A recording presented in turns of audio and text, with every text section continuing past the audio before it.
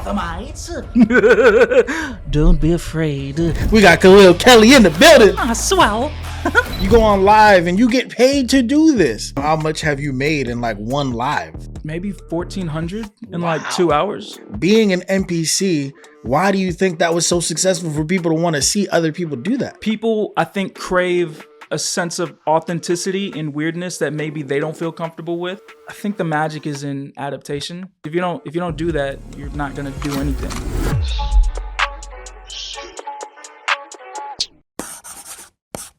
Yo, welcome back to another episode of Attractive Mindset. And today we have a real exciting treat for you guys. Listen, this is my homie from college days. I'm talking back in the arts. We went way back, theater classes, all types of things. This is a good guy. He's going crazy on TikTok, 150K followers. Listen, this is the man that you want to tap into, a man of many voices, personalities, and talents. We got Khalil Kelly in the building.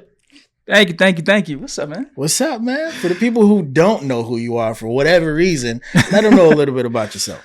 Okay, my name's Khalil Kelly. I am an actor. I've been acting for 12 years officially. Like when I was 16, that's when I knew that I wanted to be an actor back in high school. So I've been pursuing this thing for 12 years. Moved to Atlanta, got an agent.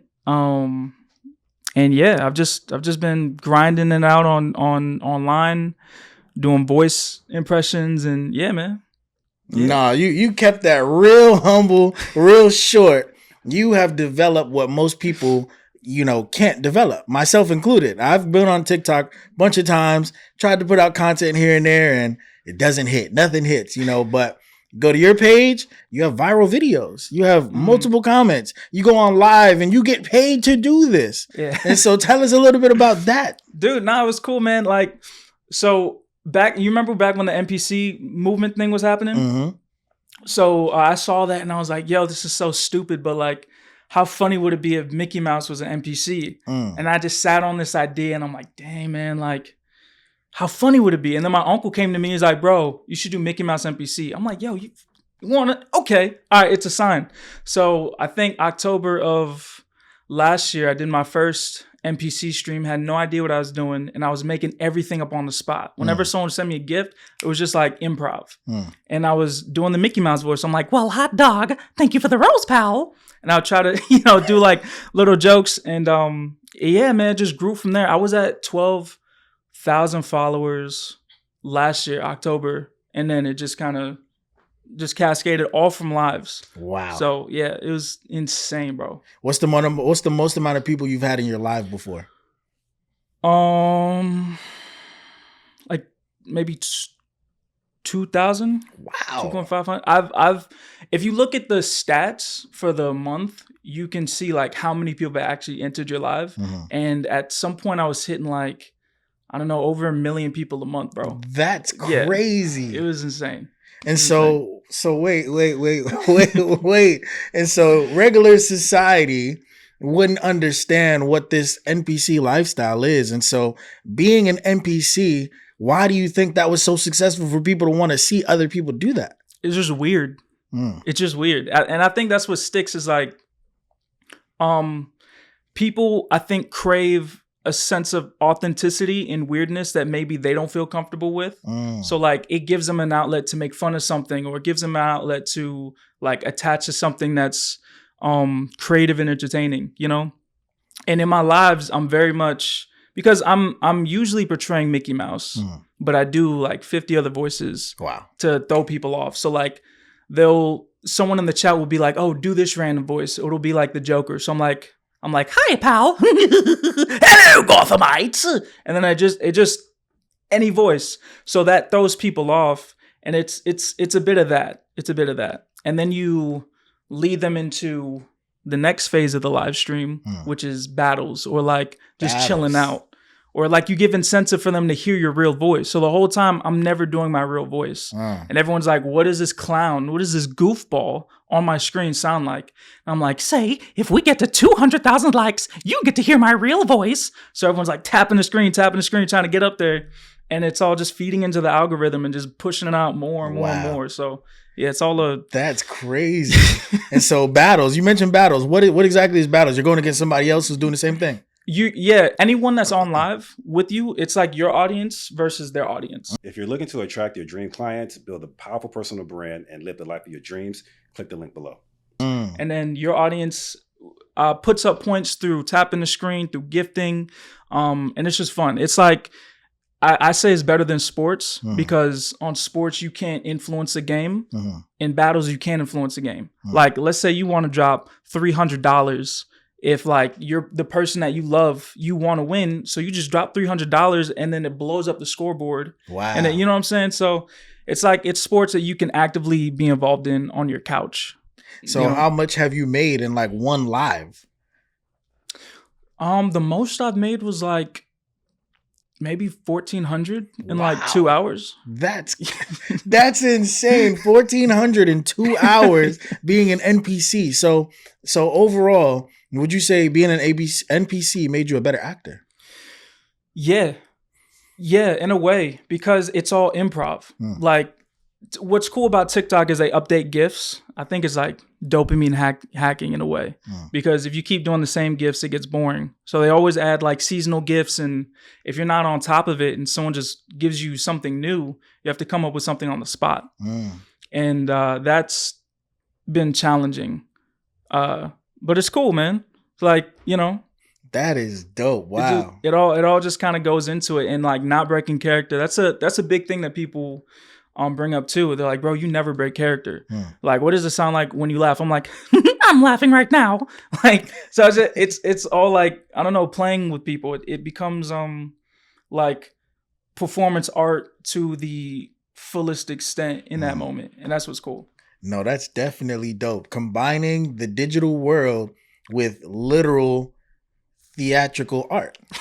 Like that's amazing. And to be able to bring that into the times of 2024, where you would think like something like that, because it almost gives Renaissance Fair, but online and not medieval times vibe, you know? And so, wow, no, that's dope. So how do you translate all the people you get from your lives to now want to actually keep up with you and follow your page? There's a lot of different ways, man. Like you have to have a central hub for everyone. So I have my people in a Discord. That's like community updates, management. They get updates on all my videos. And what you do before your live stream, you want to post a video. And then I think maybe like 30 minutes to an hour later, you go live. And then it boosts not only the video, but it boosts the visibility of your live. That's why you see like some people like, hey, I'm going to pop this bubble. What? You got to go to my live. But, you know, you could do it with the normal video. So like you could put out like an actual piece of entertaining content. And then people will be like, oh, this person's live. Let me go check him out. So it's all about that, and then just making them aware of wherever you're available. So I tell people at the end, I'm like, yo, I'm on Instagram. Go join my Discord. Check me out. If you subscribe, which is another payment tier, you get emotes. You get to be in a special chat in my Discord. It's like sub-onlys. You know what I mean? So, and they may get behind the scenes videos of like when I'm in the process of making a video, what that looks like. When I have my million different takes. So would you say TikTok is the biggest platform for you, or has it translated to some of your other platforms? It's the biggest right now. It's the biggest right now for me. And I'm slowly moving people over because I've solely been focused on TikTok. Okay. So it's just recently that I've been moving everyone over. But like, yeah, it was every day. I haven't been on every day anymore, but it was every single day.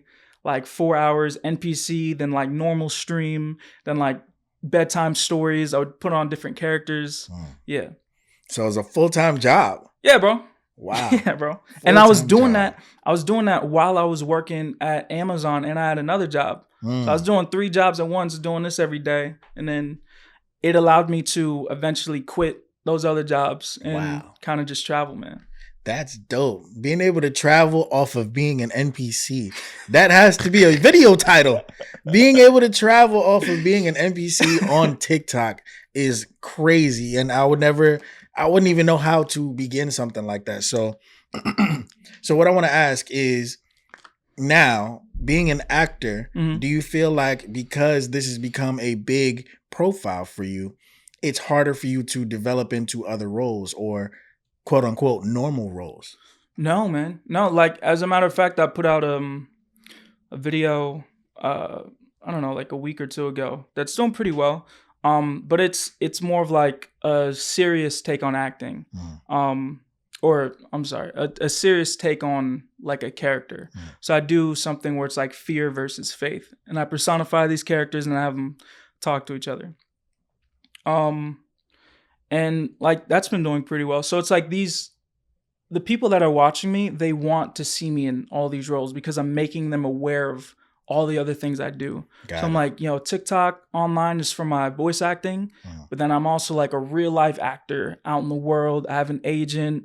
I'm what do you call it? I'm SAG eligible. I haven't joined the thing yet, but I'm SAG eligible, and I'm in movies, and I'm on stage, and you can see me. Like I went to a Comic-Con thing, or not a Comic-Con, a VidCon, and I signed my first autograph. So I'm like, yo, like I'm a real person. Yeah. So I think that translates well. It's all about making who you are as visible as what you're doing on that side. So No, that's dope. And so I want to take it back a little bit now. yeah. What made you fall in love, or when did you first fall in love with acting? High school, 10th grade. Well, I wasn't gonna be in the play that year. In my school, like everyone had to be involved in the production that was going on. From like elementary school to middle school, and then high schoolers got to say whether they wanted to be in there or not. So it was 10th grade, and they were doing Lion King. I'm like, I don't know if I want to do Lion King. Like, I think I'm just gonna just chill. This girl I liked was like, hey, I'm gonna be a hyena. You want to be a hyena with me? I'm like, yeah, I want to be a hyena. Yeah, for sure. So I auditioned for the hyena, and the drama teacher pulled me aside, and she was like, yo, you did a really good job, but I think you'd be better in a different role, because like they're only on stage for 5 minutes. How would you like to be Rafiki? He has 2 songs, and he opens a show, and like he interacts with the audience, and I'm like, I don't know, that sounds like a lot. I don't know if I can commit to that. They're like, just try it. So I was like, okay. So, show day, the stage opens up.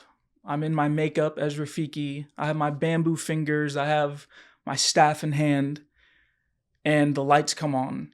And in that moment, I felt this like spark of electricity. No stage fright. No, it was like this, like I was present fully. I was like, this is what I want to do with the rest of my life. Is entertain people and perform and act. Like, this is it. And then the show opened up. Wow. And that was it. That was the moment. Wow. And so with all of that combined, what would you say has been the hardest aspect of acting for you?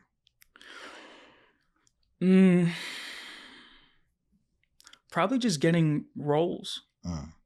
Like you hear it all the time. The audition process is brutal. Yeah, just getting roles. I always feel like I can be in any role just because of the training that we got at our school. Yep. Like when people ask me what genre actor I am, I'm like, I'm not a genre, I'm an actor. Like whatever role that needs to be filled, I can fill it. Whether it's comedy or just because of how we ended up breaking down acting into like, objective, subtext, tactics. It's all the same across the board, so I can do it across the board on anything, But definitely. A lot of people don't even know that I used to act and I have a degree in arts, and he's a really that's where we met. Good actor. That's where we met, was at Broward College? Broward College. And we had Mariah as our teacher, and she was amazing. She definitely gave us an element of seriousness that drove you to be involved. You had no choice but to be involved. Get in tune with your emotions, get in tune with the script, understand improv, how to navigate the roles. And we had some other really strong people. One of the ones that that I see all the time going crazy that I happen to follow right now is Alexis. Alexis is going insane everywhere. Chewy commercials, all that type of stuff. And so when I see, the level of success that is emulated from the class she taught and the group of us, it's like, yo, she's the prize. It's hard to dispute things like that when you have multiple people that have success within that field doing things that way. Yeah, Mariah is like, she's amazing, and like, I love what you said about the seriousness of it because she really brought that out of me. I remember the first classes I had with her, I was always trying to be goofy and entertaining and not realizing that sometimes there's entertainment in the still moments. You can capture an audience by being silent and not trying to capture it. You can just capture by being instead of trying. And I think that took my acting to another level. No, absolutely. And so I want to talk to Mickey real quick. Is that possible? Yeah, I think that might be possible. Hold on. Hey, pal. Hey, Mickey. How are you? I'm all right. Swell.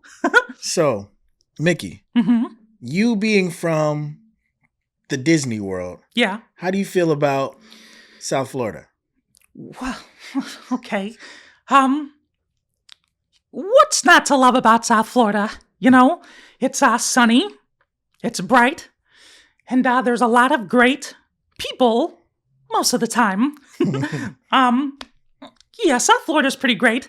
I kind of prefer it over California. I have another kingdom over there, but Orlando's a little bit better. That's where you're that's your home base over there. Yeah. Yeah, I'm a little biased. Fair enough. I don't like the drivers, but it is what it is. Fair enough. So when you get on TikTok and you do your thing, how is it bringing yourself to life in this environment? It's really cool to be able to interact with my fans and people that have been watching me since childhood, Like, I've had so many shows. I've had House of Mouse. I've had the Mickey Mouse Clubhouse, of course. And it's really cool to be able to connect to people that are in all age ranges. Like, I talk to adults, parents, teenagers, kids, and it's super cool. And so I recently discovered that you have kind of an evil side to you. What do you mean? You see some videos on there and we see a darker side of Mickey. I don't know what you're talking about, pal. Let's just keep this interview kosher, huh? Fair enough. Fair enough. So, whenever you're not doing Disney things, what does Mickey like to do?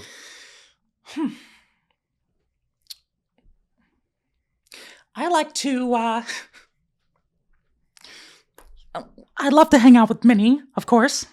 I love you, baby. I like to hang out with Goofy and Donald. And I'm really focused on expanding my empire, if you could say that. So, what do you mean by that? I'm just doing a lot of behind the scenes work right now.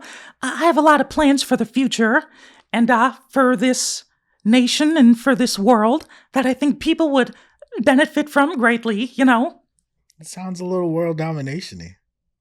I don't know what you're talking about. Fair enough. And so, in the classic history of cats versus rats, well, you might take rat offensive. I don't mean to call you a rat. Mouse. Who would win? Pal. Who would win? Between cats and mice? Yeah. Well, typically it would be a cat, but not me. I actually own a cat, funny enough. Yeah, she's beautiful. But cats win because mice are small, but out of small places can come very mighty forces. Fair enough. Well, thanks for, letting us talk to you, Mickey. You're welcome, I appreciate that. Did you know it's my birthday today? It's your birthday today. November 18th, 1928 is when I was born. Wow, happy birthday. Oh, thank you, pal. That's a long time. Pretty, how long do you live?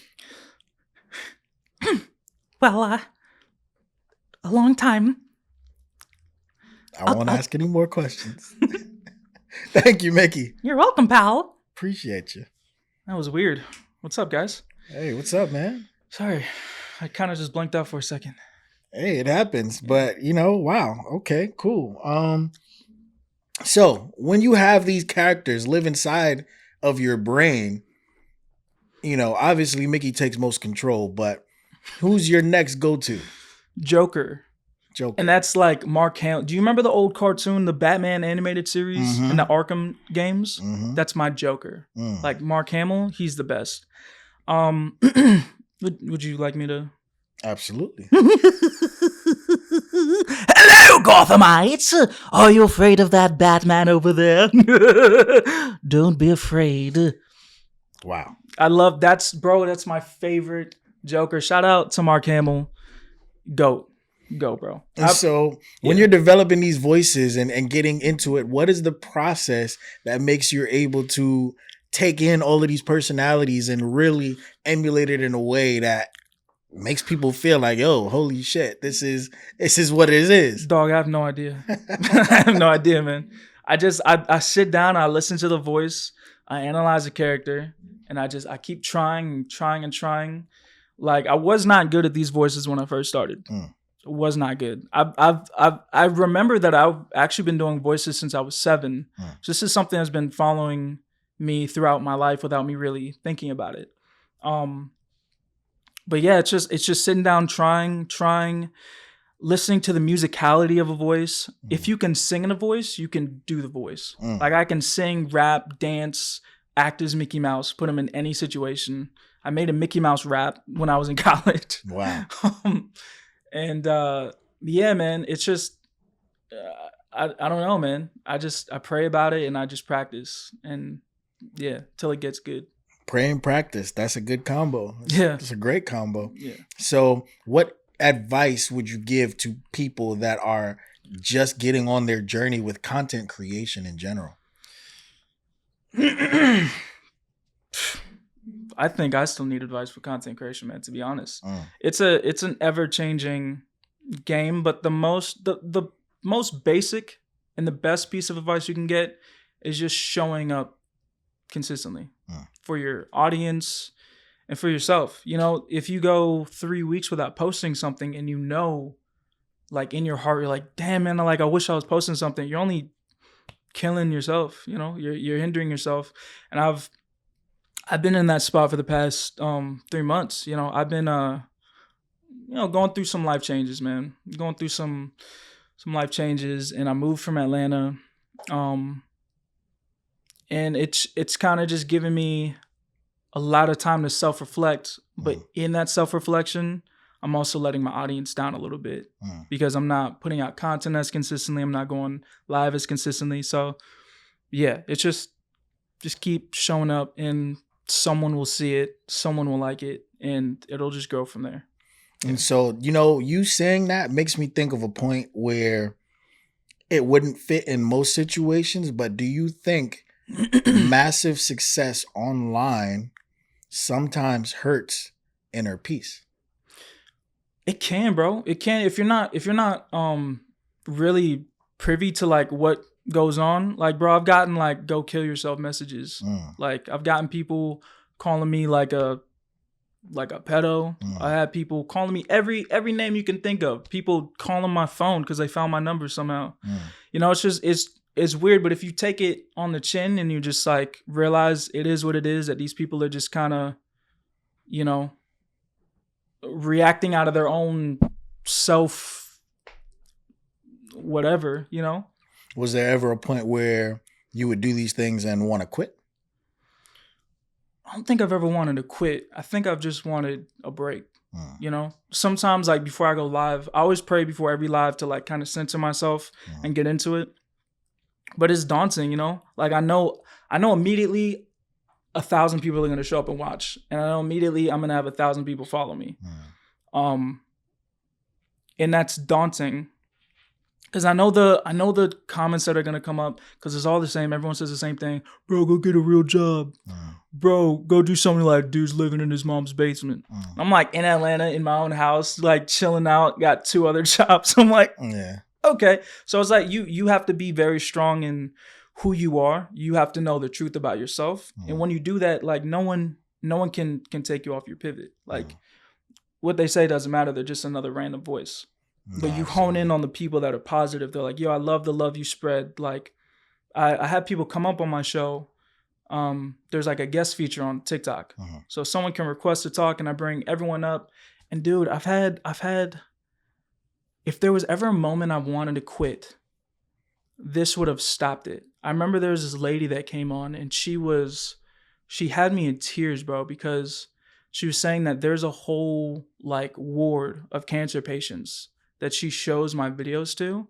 It's like kids and adults, and like it lights up their faces, and like she'll show them my live streams and stuff, and it brings her joy because she's a cancer patient too. It brings her joy, and it brings these kids joys, and she's like, you're touching so many people and you don't even realize.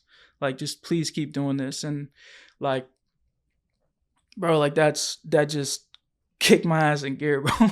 Like, and so when you're presented with situations like that, does it make you feel even more pressure to commit to something where you may need that break though? Yeah. It all falls back into, you feel like you're letting people down because you're not there for them anymore. And it's like people almost build this reliance on you, because that's what it is. You become their next favorite TV show. Yeah. And if you're on every night and then you just stop showing up, they're going to find someone else, but they're going to miss you. So you have that balance of like trying to retain your audience and trying not to let them down at the same time and taking a break for yourself. So it's tricky, man. So how do you balance maintaining your everyday lifestyle versus also, working and being as big as you are on TikTok? It's different now because I moved. It was easier when I was in Atlanta.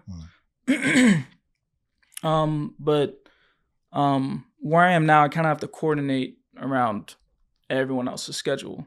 So like hop on. So I haven't been able to do my NPC show. So I've been supplementing that with more bedtime stories, or like more just sitting down, chilling out with my audience, doing voices, battles, stuff like that. So it's all, I think the magic is in adaptation. And just changing with your environment. If you don't do that, you're not gonna do anything, So what's the biggest piece of advice you would give somebody that's just starting off trying to be in the NPC world? Have fun. Yeah, turn on that camera, man. Have fun. Get a ring light. You need a ring light. Bad lighting makes everyone go away. No one likes bad lighting, and no one likes bad audio either. So be close to your camera. Do something weird, something new, and yeah, man, have fun. Have fun. Also, getting into any type of business, don't be confused. Social media is a business. You need a team. You need a team around you. I have a group of guys that I collaborate with in LA right now. They moved out there and I'm making my journey back out there. But on the other side, like even in your community that you build, you have to have like a team. You have to have people clipping your stuff, clipping your lives. You have to have people commenting, sharing. You have to have mods that are trying to help you reach your gift goal, reach whatever goal, silence some of the weirdos. You have to have a team. You can't do it all by yourself. Nothing in this life is earned by yourself. Yeah, I know Z like that. But no, man, wow. This was, eye-opening, amazing to see how different each actor's journey can be.